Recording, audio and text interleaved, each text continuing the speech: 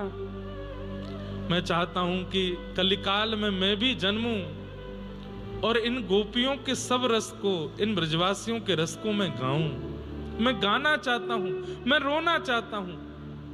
मुझे वरदान दो कि मैं कलिकाल में ऐसा भक्त बन के आऊं जो इन ब्रजवासियों के रस को गा सकूं। ठाकुर जी बोले तथास्तु, कलिकाल में तुम हमारे परम भक्त सूरदास बनोगे। नेत्रहीन है सूरदास, नेत्र नहीं है, लेकिन ब्रजवासियों को गाया, ब्रज के रस को गाया है सूरदास जी ने। एक कथा यह है, और एक कथा यह है कि सखियों ने इनको श्राप दे दिया था। ठाकुर जी के निकुंज में प्रवेश कर रहे थे, सखियों ने रोका, नहीं माने तो सखियों ने श्राप दे दिया कि जाओ तुम नेत्रहीन हो जाओगे।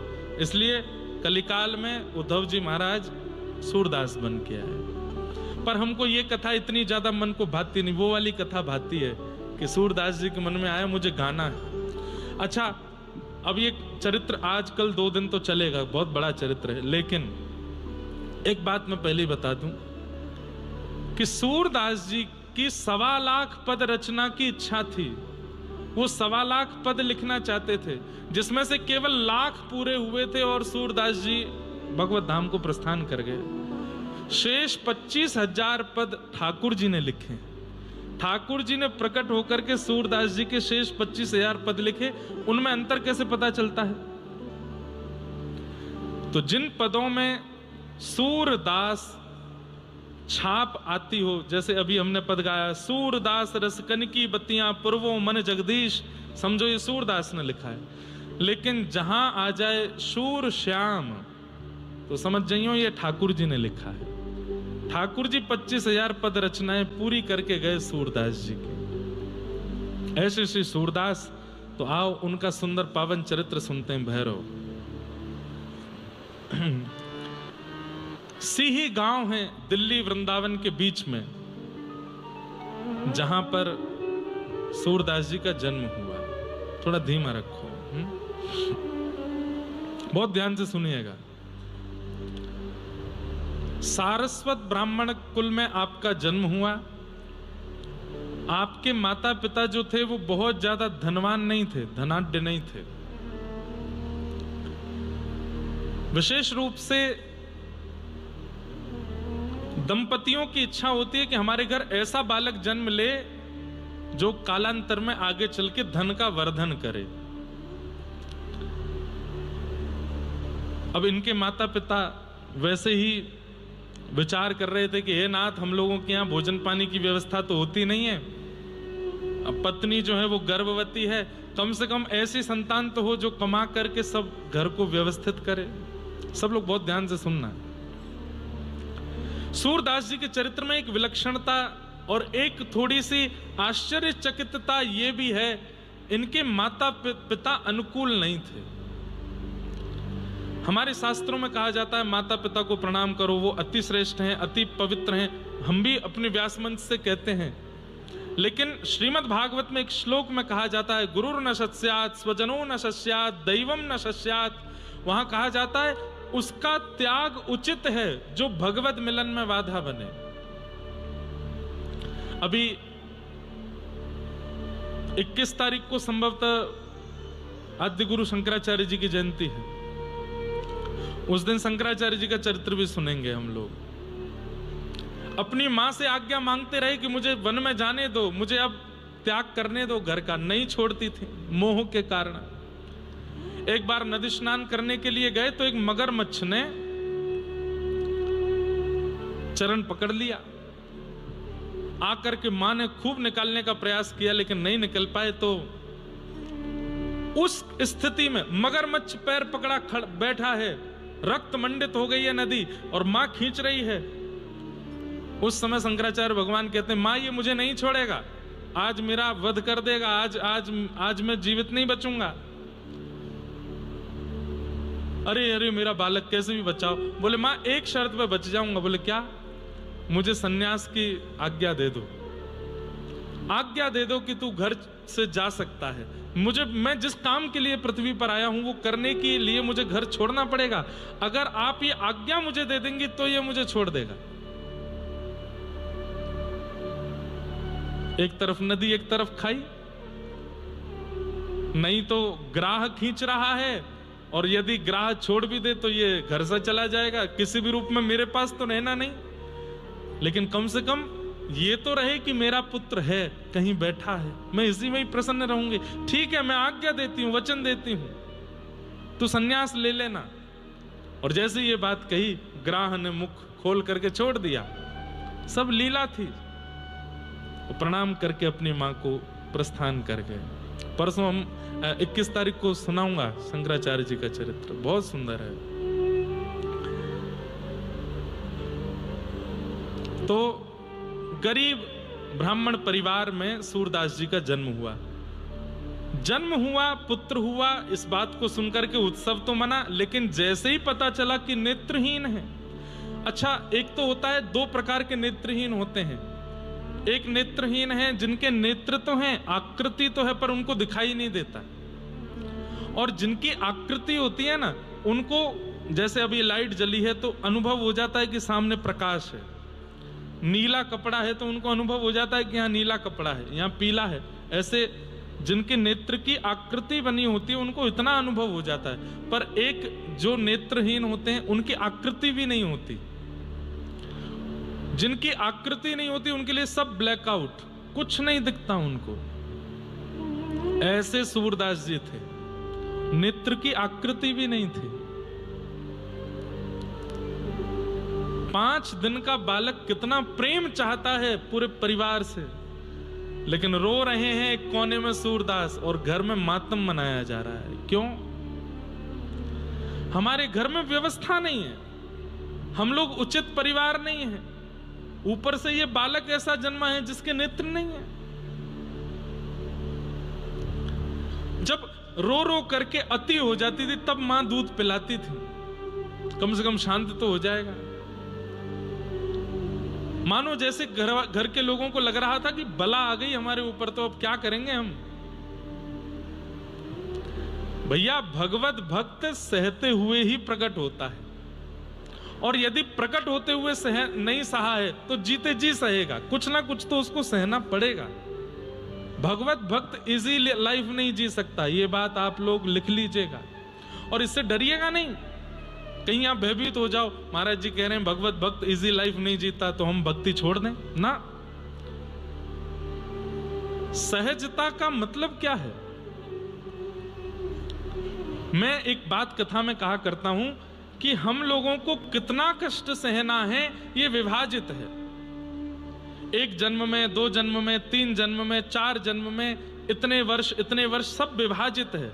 मेरा लिखा होगा कि मुझे इतने जन्म लेने हैं और इतना कष्ट सहना है, लेकिन जैसे ही मैं भक्ति में प्रवेश करता हूं तो ठाकुर जी विचार करते हैं, बार बार जन्म देने से अच्छा एक बार में ही सारे कष्ट भुगवा दो।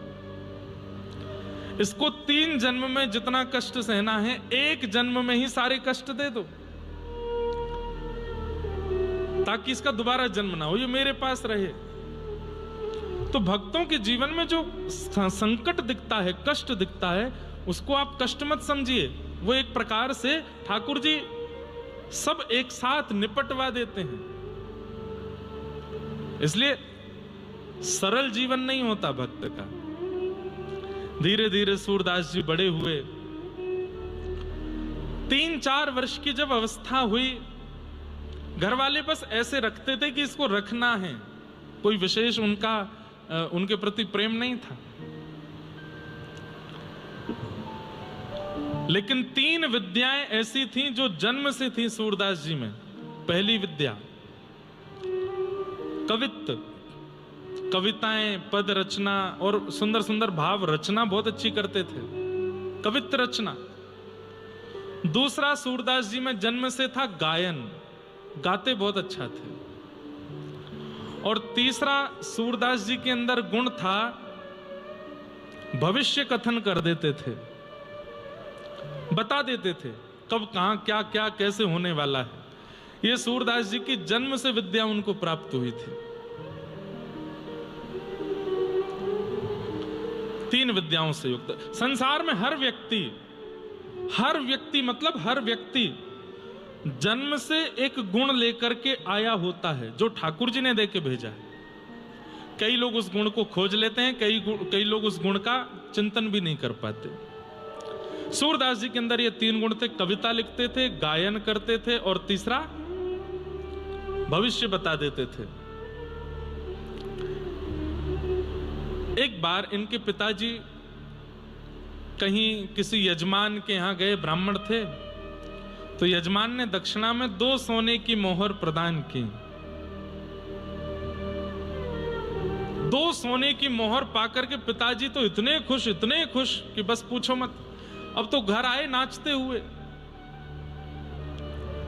पत्नी ने पूछा, आज इतने प्रसन्न क्यों हो? अरे देवी देखो, 2 सोने की मोहर मिली हमको। अब 6 महीने की तो सब व्यवस्था हो गई, खूब राशन आ जाएगा, खूब बढ़िया, खूब पेट पूजा चलेगी, और ये भी इसको भी खिलाना होता है, ये भी प्रेम से रहेगा, खूब प्रेम से पवाएंगे और कोई दिक्कत नहीं है। 2 सोने की मोहर, 6 महीने तो अब कोई दिक्कत नहीं है, और 6 महीने में कोई ना कोई यजमान मिल ही जाएगा, थोड़े और पैसे दे देगा, धीरे धीरे बढ़ जाएंगे सब।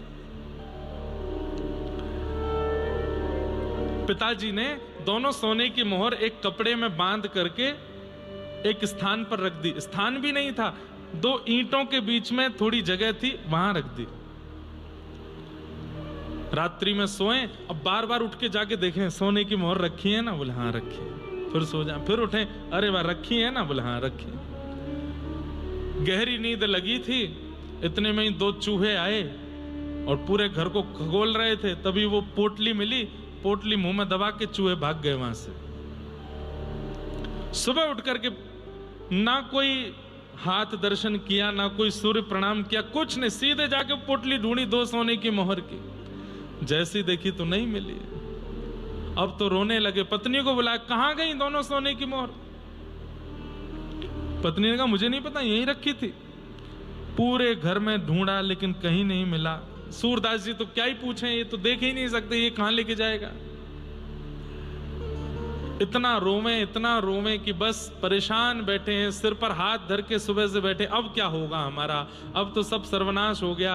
अरे हमें तो लगता है यही मनहूस है, जब से जन्म लिया है तब से हमारे घर की गतिविधि और खराब हो गई।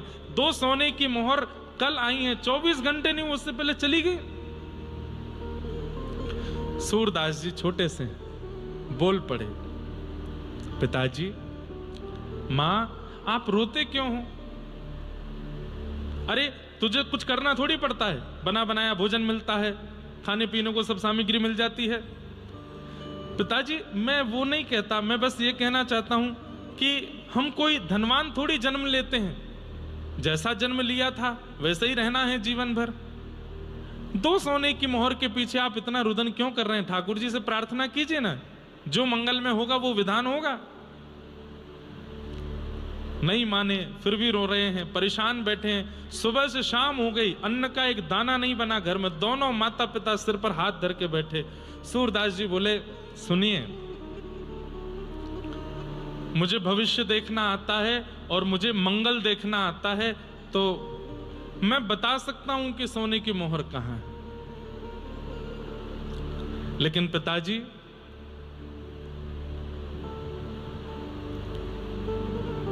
क्या सोने की मोहर बता तो दूंगा, लेकिन फिर मैं यहां नहीं रहूंगा, मैं चला जाऊंगा घर से। माता पिता बोले, तू चला जाना, जहां तेरा मन हो तू चला जाना, तू बस बता सोने की मोहर कहां है। सूरदास जी ने तुरंत एक स्थान पर बैठ करके ध्यान लगाया, बता दिया। रात्रि 2 चूहे आए थे, पोटली को ले गए, दांतों से कुतुर दी है। एक सोने की मोहर तो यहां से सीधे जाएंगे, तालाब के पास एक पेड़ के नीचे पड़ी है, और एक सोने की मोहर उससे भी आगे थोड़ा जाएंगे, वहां पड़ी है, आप ढूंढ लीजिए। पिताजी दौड़ करके गए, जाके देखा तो दोनों सोने की मोहर मिल गई। लेकर के घर आ गए, फिर से खुश हो गए। पत्नी से, देखो मिल गई, अब इनको संभाल के रखना। सूरदास जी अपनी लाठी ढूंढ रहे थे, नेत्रहीन है। ए सूरदास, कहां जाओगे अब तुम? चलो, ऐसे नहीं करते, अब बोल दिया था हमने ऐसे, अब कोई बात नहीं, रहो तुम यहीं रहो घर पर। नहीं पिताजी, मैंने कहा था कि मैं चला जाऊंगा, अब मैं जाता हूं। अरे माता पिता हैं, थोड़ा बोल देते हैं, इतना बुरा मानने वाली क्या, रुको घर पे। सूरदास जी बोले, अच्छा मैं रुक जाऊं? बोले हाँ। लेकिन पिताजी एक बात सुनो। बोले क्या? अगर मैं रुका तो ये सोने की मोहर फिर चली जाएंगी। जैसे ही कहा कि फिर चली जाएंगी, तो माता पिता कुछ बोले नहीं, मौन हो गए दोनों। सूरदास जी ने थोड़ी देर देखा, जब कुछ नहीं बोले, मंद मंद मुस्काते हुए अपनी लाठी लेकर के निकल गए। पिताजी ने आवाज भी नहीं लगाई पीछे से, कुछ खा के तो जाओ। मां ने एक बार भी नहीं कहा कि कुछ वस्त्र तो ले जाओ। और सूरदास जी जा रहे हैं, नेत्रों से अश्रु गिर रहे हैं। और तब जीवन में पहली बार सूरदास जी ने एक पद गाया, सुनेरी मैंने निर्बल के बलराम, सुनेरी मैंने निर्बल के बलराम। अरे अरे सूरदास अपने आप को समझा रहे हैं, तू परेशान क्यों होता है? संसार में कोई अनाथ नहीं है। नाथ तू अनाथ को अनाथ कौन मोसो, मोह समान आरत नहीं, आरत हर तो। संसार में कोई अनाथ नहीं होता। जिसने शरीर दिया है, जिसने मन बुद्धि दी है, जिसने हाथ पैर दिए हैं, कान दिए हैं, जीव दी है, बस नेत्र ही तो नहीं दिए। अरे मुझे जन्म दे करके भेजा है, नेत्रहीन बना के भेजा, कोई तो कारण होगा। मैं बेवजह तो नहीं आया हूं संसार में, किसी कारण से तो भेजा होगा। और नहीं है माता पिता तो क्या हो गया? अपने माता पिता को चित्त से प्रणाम, दंडवत प्रणाम करके सूरदास जी निकल गए।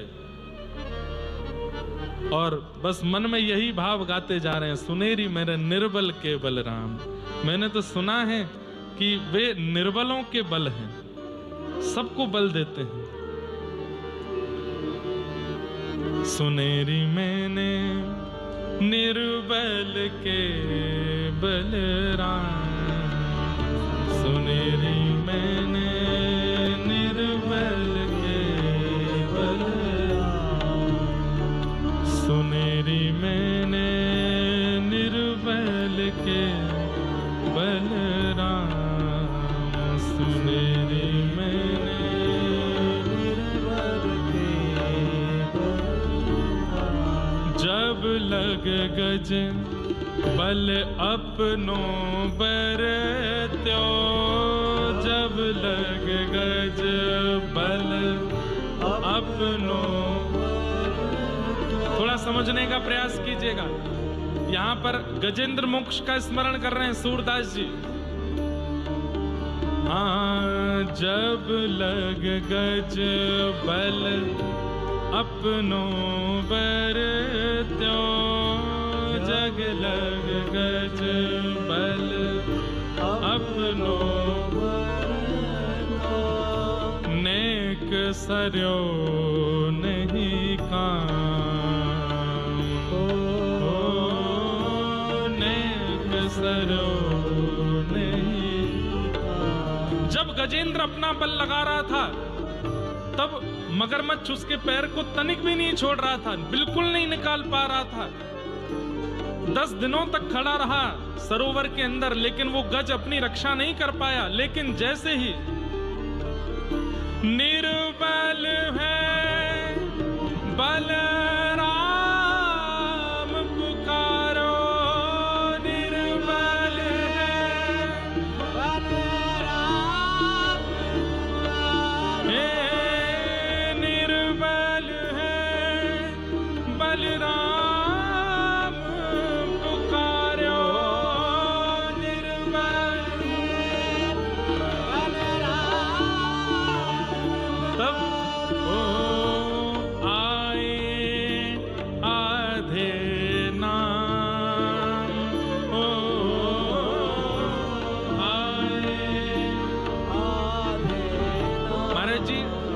आधे नाम पे 2 बातें कही जाती हैं। हमारे रसिक जन कहते हैं आए आधे नाम मतलब, एक बात तो कही जाती है कि जब गजेंद्र ने स्तुति गाई, किसी भी भगवान का नाम नहीं बोला, सब देवता आकाश में खड़े हैं, रक्षा करने के लिए तैयार हैं, लेकिन जा कोई नहीं रहा है। क्यों? किसी का नाम नहीं बोला। तब ठाकुर जी ने गरुण जी को बुलाया और गरुण पर बैठ करके गजेंद्र की रक्षा करने के लिए जाने लगे तो लक्ष्मी ने पूछा कहां जा रहे हैं? तो हमारे यहाँ कहते हैं हा कहे वैकुंठ में। कहते थे कि हाथी की रक्षा करने जा रहा हूं, तो हा कहे वैकुंठ में। और था बोलते बोलते तो पहुंच गए ठाकुर जी उसके पास। आए आधे नाम। हाथी मतलब हाथी बोलने में एक क्षण लगता है, इतने हाँ बोले वैकुंठ में, था बोलते बोलते तो पहुंच गए उसके पास। आए आधे नाम। और इसमें दूसरा अर्थ बताया जाता है, नारायण खिलगुरो भगवन नमस्ते। गजेंद्र मोक्ष में अंत में गजेंद्र कहता हे नारायण अखिल गुरु ब्रह्मांड नायक मेरी रक्षा करो। तो कहते हैं कि जैसे ही गजेंद्र ने कहा ना, वो नारायण पूरा नहीं बोल पाया है, रायण बोलना चाहता था, तब ना बोलते बोलते तो ठाकुर जी आ गए उसके पास। वही बात सोच करके श्री सूरदास जी मन में बड़े प्रसन्न हो रहे हैं।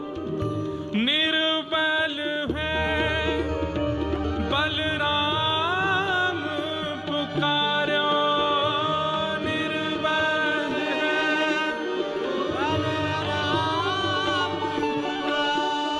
तब आए आधे नाम हो,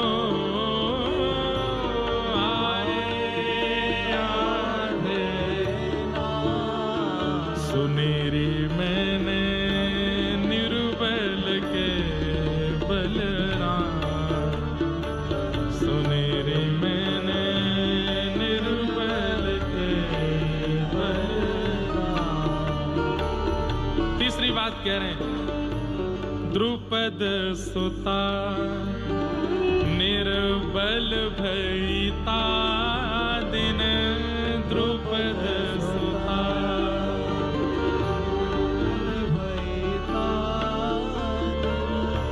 तज आए निज धाम, तज आए निज धाम। हे दुशासन की भुजा थकित भई, दुशासन की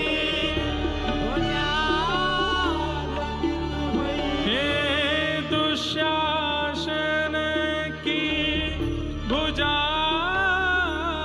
थकित भई, शासन की भुजा थकित भई। तब बसन रूप भय श्याम,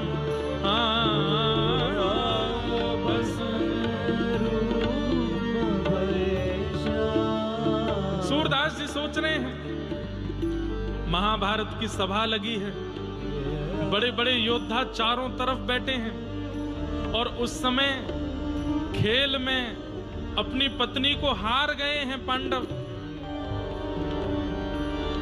द्रौपदी जो अपने बड़ों के सामने इतनी लज्जा करती है, कभी नजर उठा के नहीं देखती, उसको उसके वस्त्र के पल्लू को खींच के उसको लाया गया सभा में। द्रौपदी उस समय मासिक धर्म में है, अत्यंत लज्जा से व्याकुल हो रही है, लेकिन यहां दुशासन बस खींचे जा रहा है, कैसे भी इनको निर्वस्त्र करना है। पहले अपना बल लगाया, 5 पतियों की ओर देखा, सब नीचे नजर करके बैठे हैं। भीष्म पितामह द्रोणाचार्य आदि सबकी ओर देखा, लेकिन कोई भी एक बार भी ये नहीं कह रहा है कि अरे ये हमारे घर की बहू है, ऐसे कोई निर्वस्त्र नहीं कर सकता। तब अपना बल लगाया, मैं क्षत्रिय नारी हूं, अपनी रक्षा स्वयं करूंगी। लेकिन जब अपने बल से भी अपनी रक्षा नहीं कर पाई है, वस्त्र का अंतिम छोड़ रह गया है खींचने को, दुशासन एक बार और खींच देगा और भरी सभा में द्रौपदी के साथ वो हो जाएगा जो नहीं होना चाहिए, एक सौभाग्यवती नारी के साथ। उस अंतिम छोड़ को खींचना चाह रहा है दुशासन, और उस समय दोनों हाथ छोड़ दिए हैं। द्रौपदी ने भुजा उठा करके कहा, हे कृष्ण द्वारिका वासिन, क्वासी क्वासी महाभुज।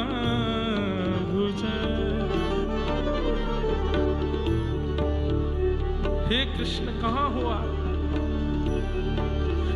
ये कौरव आपकी बहन को निर्वस्त्र कर रहे हैं, आपको नहीं दिख रहा? कौरवम प्रतिभूतम वा किम न पश्यसि केशव, क्या आपको दिखाई नहीं दे रहा है कि मेरे यहां वस्त्र हरण हो रहे हैं? अरे कल को कोई कहेगा कि भरी सभा में कौन निर्वस्त्र हुआ, द्रुपद सुता कहेंगे तो बुरा नहीं लगेगा, द्रुपद की बेटी निर्वस्त्र हुई बुरा नहीं लगेगा, पांडवों की पत्नी निर्वस्त्र हुई सुनने में बुरा नहीं लगेगा। लेकिन गलती से अगर किसी ने कह दिया कि कृष्ण की बहन निर्वस्त्र हुई, लाखों करोड़ों भक्तों का विश्वास उठ जाएगा नाथ आपके ऊपर से। दोनों भुजा उठा करके जब